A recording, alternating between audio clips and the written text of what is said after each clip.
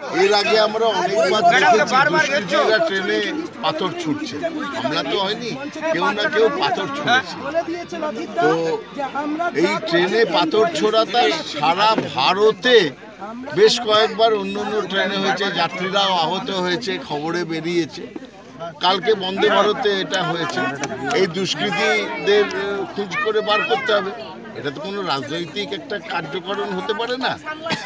কিন্তু একটা জিনিস হচ্ছে, মালদাতে হয়েছে, মালদার এমপি হচ্ছে বিজেপির এমপি। তারা কি কোনোভাবে কোনো ষড়যন্ত্র করছে?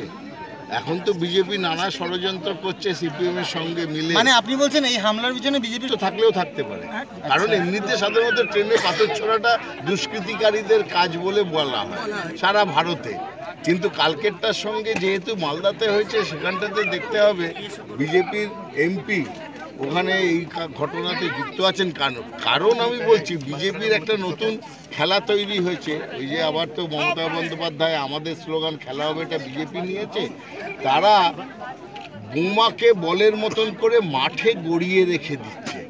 আগে কোনোদিন দেখা যেত না যে সকালে উঠে স্কুলের মাঠে, খেলার মাঠে, সারা পশ্চিমবঙ্গের এখানে ওখানে মাঠে বোমা গড়ানো আছে। বাচ্চা ছেলেমেয়েরা এসে ভুল করে বল হিসেবে সেটা খেলতে গিয়ে যদি আহত হয় বা নিহত হয়, সঙ্গে সঙ্গে বিজেপি দুহাত তুলে নাচছে। তার মানে আপনার পুলিশ ইন্টেলিজেন্স ফেল করছে না, পুলিশ তো ধরছে। আজকে পুলিশ ইনসিডেন্ট তো ঘটছে। পুলিশ 100 জায়গায় যেতে গিয়ে 99 জায়গায় তারা উদ্ধার করছে। এক জায়গায় রাতের অন্ধকারে বিজেপি যখন রেখে দিয়ে যাচ্ছে, সেখানে হয়তো হচ্ছে না। আজকে এটা মাথায় রাখতে হবে। তাই জন্য আমরা সমস্ত মায়েদের ভাইদের বলেছি সাবধান থাকতে। এই সাংঘাতিক একটা ষড়যন্ত্র করছে। টাকা বিজেপির, পরিকল্পনা বিজেপির, হারমাদ যারা বোমা মারছে তারা সিপিএমের। এই যে যোগ, কালকে বলেছেন মমতা বন্দ্যোপাধ্যায় কেউটে সাপ, এই যে যোগসূত্র, এটা বাংলার জন্য খুব খারাপ। তবে বাংলার মানুষ সচেতন মানুষ, এবং বাংলার মানুষ মমতা বন্দ্যোপাধ্যায়ের সঙ্গে আছে। তারা এই প্রচেষ্টাকে জায়গা দেবে না, এটা বিফল হবে।